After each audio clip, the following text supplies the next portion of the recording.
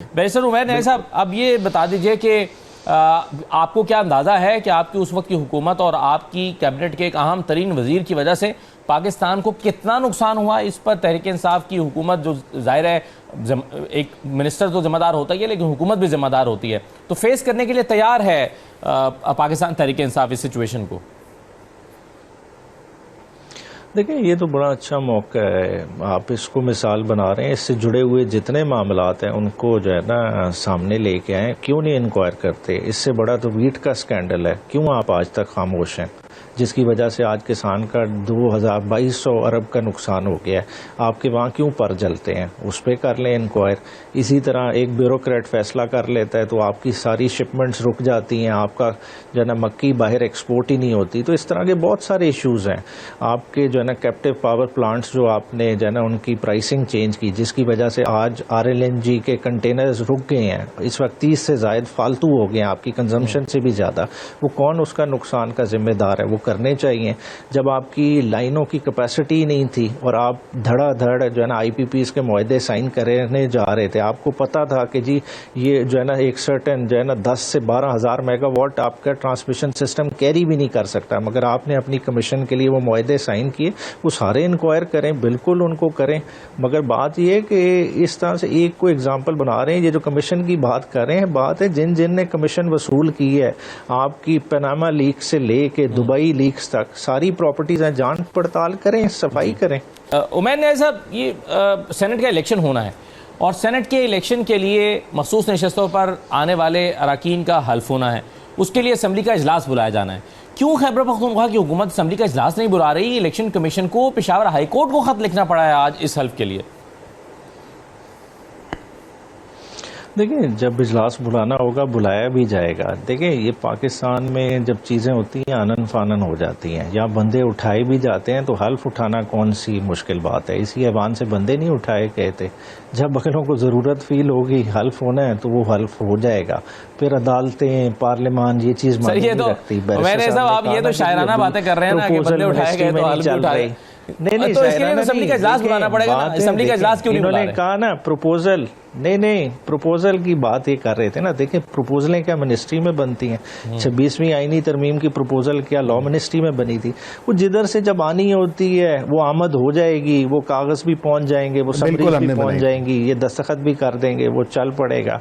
तो उस तरह का देखिए, आखिरी वक्त तक किसी को नहीं पता था 20वीं आईनी तरमीम का, खदोखाल का भी नहीं पता था। जब सामने आई फिर इन्होंने भी अंगूठे लगा दिए हाथों पैरों के। तो अब भी इसी तरह का मामला चलाया जा रहा है। सेनेट में 2/3 बनानी है, वो बैग बोरो स्टील जिस तरह से भी करना है वो आपको होता हुआ सामने नजर आएगा। 21 कौन सी दूर है? सही है, लेकिन ये चलिए, जो मेरा बुनियादी सवाल था उस पर तो अगर आप जवाब दे दें कि आपको लगता है कि ये देखिए ना, पेशावर हाईकोर्ट 26वीं तरमीम में तो ये आ गया, पेशावर हाईकोर्ट अगर किसी की जिम्मेदारी लगा देगी तो हल्फ फिर भी हो जाएगा, तो हल्फ तो होना ही है। इस सुप्रीम कोर्ट का फैसला है। बेहतर नहीं है कोई खुश उसलूबी से असेंबली का इजलास बुलाया जाए और हल्फ बर्दारी हो जाए? देखिए, खुश उसलूबी से तो बहुत सारे मामलात हो सकते हैं। ये सेनेट इलेक्शन ही बहुत पहले होना चाहिए था, क्यों नहीं हुआ? बज़ाहिर देखें ना, एक नंबर गेम है मैनेज करने के लिए। देखें, अद्दी तादाद 93 वाली पार्टी आज 4 सीटों के लिए लड़ रही है, जिसे बेसिकली जनरल सीटें 6 मिलनी चाहिए थी। आज उस चौथी सीट पे भी कुछ हल्के कहते हैं कि जी मुकाबला होगा, हालांकि अद्दी तादाद देखें अदरवाइज है। पाकिस्तान का अलमिया ये है कि सियासी जो स्पेस है ना वो उस तरह की रही नहीं है। जो अब हाइब्रिड निज़ाम इम्पोज हो गया, उसके अब कॉन्सिक्वेंसेस भरपूर तरीके से नजर आएंगे और वो आने वाले दिनों में आप उसकी रिफ्लेक्शन बड़े वाज़े तरीके से देखेंगे। बैरिस्टर उमैर न्याज़ी साहब, पाकिस्तान तहरीक इंसाफ के पास तो एक बड़ी अच्छी अपॉर्चुनिटी थी कि एक ऐसे वक्त में जब मौलाना फजल रहमान साहब नून लीग से नाराज हैं, शिकवे कर रहे हैं। कल असलम गौरी साहब कह रहे थे कि नून वालों का पेट तो भरता ही नहीं है, यानी इलेक्शन की ये जो मखसूस नशस्तों की सीटों के हवाले से। तो अच्छा ना होता कि पाकिस्तान तहरीक इंसाफ मौलाना को अप्रोच करती इस मामले में और कहती कि आइए मिलकर इलेक्शन लड़ते हैं? देखिए पार्टी का तो इस वक्त देखें, जिस तरह से पंजाब में इलेक्शन हुआ था, ऑपोजिशन गवर्नमेंट ने बैठ के सीटें आपस में बांट ली थी, मगर उधर मसला ये है कि देखें ऑपोजिशन में अगर बड़ी जमात बैठी है फजल रहमान साहब की है, मगर दूसरी जमातों के पास भी 9 और 11 वोट हैं।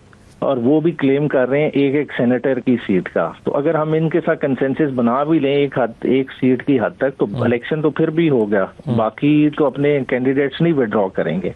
तो फिर ऐसे में मुश्किल लगता है कंसेंसस। मगर प्रैक्टिकली जैसा आप कह रहे हैं, हाँ जी, पार्टी अप्रोच कर सकती है, कम से कम कर ले तो एटलीस्ट जो है टेक्नोक्रेट वाली सीट और विमेन वाली सीट, उस पे फैसला कौन डिसीजन हो सकता है। सही है। बेहतर कि मेरे साहब, लास्टली मैं एक दो चीजें आपसे पूछना चाहता हूं। एक तो ये बता दीजिए कि फैसल करीम कुंडी साहब बार बार ये कह रहे हैं पीटीआई को कि आए बैठ जाएं, बात कर लेते हैं, बिला मुकाबला सेनेटर्स मुंतखब करा लेते हैं, हॉर्स राइडिंग का रास्ता रोकते हैं, हम एक दूसरे की खींचातानी नहीं करते। अगर पीपल्स पार्टी की ये बात मानते हैं पीटीआई के रहनुमा या वहां की लीडरशिप, तो क्या पीएमएलएन की हिमायत पीपल्स पार्टी को हासिल होगी? क्या आप भी इस ऑप्शन पर जाएंगे कि ठीक है मिल बैठकर सीटों का फैसला कर लेते हैं और बिला मुकाबला करा लेते हैं, जैसे पीपल्स पार्टी एक मरतबा पहले भी कर चुकी है? देखिए, बिल्कुल ये पॉसिबल है और ये एक इसकी पॉसिबिलिटी एग्जिस्ट करती है।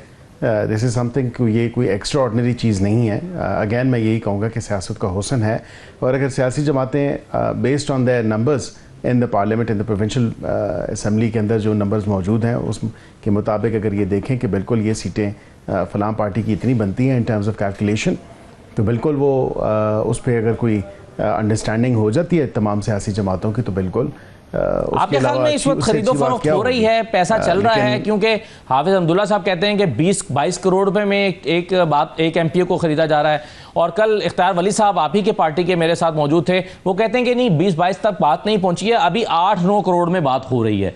तो अगर दोनों जमातें यानी हुकूमत ऑपोजिशन सभी कंफर्म कर रहे हैं, तो इसका मतलब है कि हॉर्स ट्रेडिंग हो रही है, फिर बोलियां लग रही हैं। देखिए, मैं ये समझता हूँ असदुल्ला साहब के मेरे इल्म में तो नहीं है कि क्या ऑनगोइंग रेट है या क्या मामला चल रहे हैं और ख़रीदो फ़रोख्त जो है क्या वाक़तन हो रही है या नहीं हो रही, because this is something that I am not privy to. और वहाँ पे मैं, क्योंकि उस सूबे से मेरा ताल्लुक़ नहीं है, क्योंकि ज़ाहिरी बात है वहाँ पे जो लोग वहाँ के रिहायशी हैं वो लोग बैठ के देख रहे हैं, मॉनिटर कर रहे हैं, चीज़ों को देख रहे हैं, या गायब बगायब उनकी नॉलेज में या उनकी इन्फॉर्मेशन में ये चीज़ें आती भी रहती हैं कि ये चल रहा है या ये मामला चल रहा है। मैंने तो अपनी आंखों से नहीं देखा, तो इसलिए मैं ये कहता हूँ कि सीइंग इज़ बिलीविंग। और कोई ऐसी जो तमाम तर बात चल रही है खरीदो फरोख्त के हवाले से, ये मैं दुरुस्त नहीं समझता। सही है। वैसे साहब ये बता दें कि 5 अगस्त के पीटीआई के एहतजाज को हुकूमत का रोकने का इरादा है या इजाज़त देने का? देखिए, पहले तो ये इजाज़त के लिए अप्लाई करें, और एहतजाज जो है वो मुल्कगीर एहतजाज की बात की गई है, किसी स्पेसिफिक प्लान के ऊपर बात नहीं की गई। अगर एहतजाज के लिए तो आपको फिर देखना होता है कि आपने कोई डिस्ट्रिक्ट एडमिनिस्ट्रेशन से इजाज़त ली है नहीं ली है, उसके क्या कायदे ज़वाबित हैं, क्या वो उनकी कंडीशंस होंगी, उनको क्या ये फुलफ़िल कर सकेंगे या नहीं कर सकेंगे, तो ये तमाम तर चीज़ें भी देखने वाली होती हैं। लेकिन बरकैफ फ़िलवक़्त तो ये इंतशार की तरफ जा रहे हैं, एहतजाज तो बहुत पीछे रह गया है। जिस तरह के क्लेम्स किए जा रहे हैं, जिस तरह के जो कमेंट्स पास किए जा रहे हैं, उससे तो यही लगता है कि ये एक इंतशार होगा, ये एहतजाज नहीं है, इंतशार करने की कोशिश होगी। तो अगर ऐसी कोशिश की गई तो बिल्कुल जिस तरह पहले मुतअद्दिद बार हमने इंतशारी टोले को आनी हाथों से उसके साथ निपटे हैं, तो बिल्कुल ऐसा भी आनी हाथों से। वैसे तो बैरिस्टर गौर का आज अखबार में बयान छपा हुआ है, मुझे नहीं लगता वो बैरिस्टर गौर साहब कहते हैं कि जी हमारा एहतजाज शुरू हो चुका है। तो अगर तो हो चुका है तो फिर तो ये बहुत ही पुरअमन हो रहा है, फिर तो आपको भी कोई जहमत नहीं उठानी चाहिए इसे रोकने के लिए। उमैर न्याई साहब, वो एहतजाज जो आपने करना है वो तो बात की बात है, लेकिन आपके खिलाफ जो एहतजाज शुरू हो गया है, इरफान सलीम साहब का टिकट लेकर और मिर्ज़ा अफरीदी साहब को देना, इस पर खैबर पख्तूनख्वा में एहतजाज हो रहे हैं, तो ये पीटीआई के फैसले किस बुनियाद पर हो रहे हैं आखिर? अब आप ये कहेंगे कि जी इमरान खान का फैसला है, तो इमरान खान को ब्रीफ भी तो पार्टी ने किया ना? नहीं, बिल्कुल देखें, पार्टी के फैसले भी होते हैं, खान साहब के भी फैसले होते हैं। इस दफा का हैंडीकैप क्या है कि पार्लिमानी बोर्ड नहीं बना। पार्लिमानी बोर्ड बनता, खान साहब को हर रीजन वाइज रिकमेंडेशन जाती तो शायद बात डिफरेंट होती। बाकी जहाँ तक है, वर्कर्स का भी हक बनता है एहतजाज करना, क्यों ना एहतजाज करें। अगर वो किसी पार्टी के फैसले से नाला है तो वो हाईलाइट करना तो बेहतर नहीं है कि वो नाला होता ही ना सर, को मेरिट पर फैसला किया जाता? नहीं, अब देखिए ना, एक लिहाज से हम उसको मेरिट कहें, दूसरे डीमेरिट कहें, मगर इसका फैसला किसने करना है? इमरान खान ने करना है। मगर मैं समझता हूँ कि इस चीज पे जो है ना पार्लिमानी बोर्ड होता, चीजों पे फैसला होता, तो फिर शायद खान साहब उसको और बेहतर निगाह से देख सकते थे, मगर क्योंकि अब फैसला है, अब लेकिन आप ये भी तो देखें ना बैरिस्टर साहब, एक वर्कर 20-25 साल से पार्टी के लिए काम कर रहा है और एक शख्स जो है वो पार्टी को महज फंड्स देकर आता है और उसको टिकट मिल जाता है। नहीं, वो बिल्कुल आप जो उस तरफ इशारा कर रहे हैं, देखें पार्टी ने अगर इस स्टेज पे वर्कर्स को नहीं लड़ाना तो कब लड़ाना है? हाँ। वर्कर्स के लिए सेनेट के भी इलेक्शन की राह नहीं होगी तो क्या होगी? वो मैं आपके साथ टोटली एग्री करता हूँ, मगर इस वक्त जो इलेक्शन के डायनामिक्स बने हुए हैं, अगर पीटीआई अगर अपने सही तरह से अद्दी तादाद के लिहाज से खेले तो वो 5 सीटें भी निकाल सकती है। मैं तो ये तो हम 4 पे बात कर रहे हैं ना। आप देखें अगर नून 9 सीटों के साथ सेनेटर बना जाए तो ये तो अजीब बात होगी, और 93 सीटों के साथ पीटीआई